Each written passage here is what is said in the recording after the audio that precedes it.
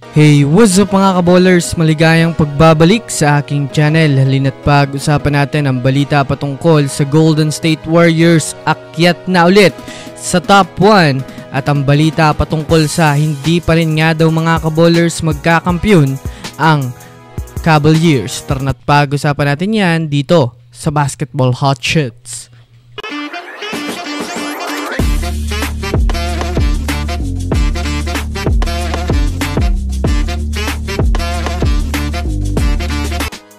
Una nga muna tayong dumako mga kaballers sa balita patungkol sa hindi pa rin nga daw magkakampyon ang Cleveland Cavaliers. Well, alam naman nga po natin mga kaballers na sobrang ganda ng ipinapakita ng Cavs ngayong season. Para nga po mga kaballers sa kaalaman ng lahat.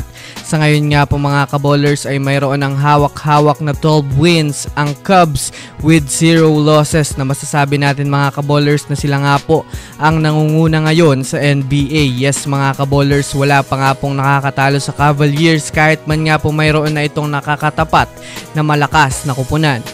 Ngunit kahit man nga po mga kaballers maganda ang kanilang performance ay marami pa rin nga pong mga NBA analyst at experts ang nagsasabing hindi pa nga daw kayang magkampiyon ng Cavaliers ngayong season. Ito ay dahil na rin naman nga po mga kaballers bukod nga daw sa iba ang laro pagdating ng playoffs, hindi pa nga daw mga kaballers masyadong hubog ang mga players ng Cavaliers sa ganyang klaseng sitwasyon. Kumbaga batang bata pa nga ito mga kaballers at kaya pa silang talunin ng mga veteranong team kagaya ng Celtics na masasabi nating matagal nang nakikipagsapalaran sa playoffs. Kaya malabo pa nga daw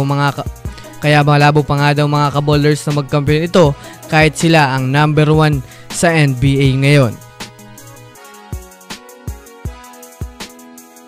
Samantala, dumako naman tayo mga kaballers sa balita patungkol sa naging laro ng Warriors at ng Dallas Mavericks. Bago pa man nga po mga kaballers magsimula ang laro ay sinalubong nga po ng Warriors si Klay Thompson ng masigabong palakpakan at standing ovations bilang respeto ng Warriors sa kanya. Well, unang quarter nga po mga kaballers nang inunahan agad sa opensa ng Golden State Warriors ang Mavs sa pamamagitan mga kaballers ng pangunguna ni Stephen Curry at Draymond Green.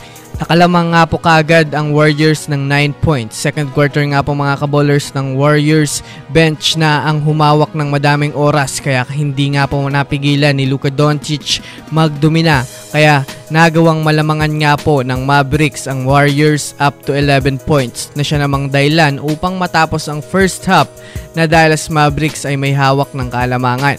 Third quarter nga po mga kaballers nang makabawi ang Warriors dahil kay Stephen Curry. Sa katunayan nga niyan mga kaballers, sobrang nahihirapan si Luka Doncic makapag-execute ng score dahil na rin naman sa mas humigpit nga po mga kaballers ang depensa. Kaya bagamat man nga mga kaballers pinangunahan ni Luka Doncic ay nananatili pa rin nga pong lamang ang Warriors.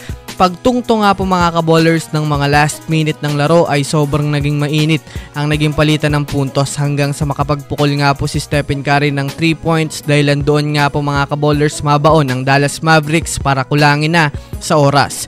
Sa nangyaring laban nga po mga kaballers ay pinatunayan ni Stephen Curry na hindi nga siya naapektuhan sa pagkawala ni Klay Thompson. Hindi rin naman naging maganda ang naging reaksyon ni Luka Doncic sa pagkatalo dahil na rin naman sa nasayang lang ang kanilang mga malalaking puntos.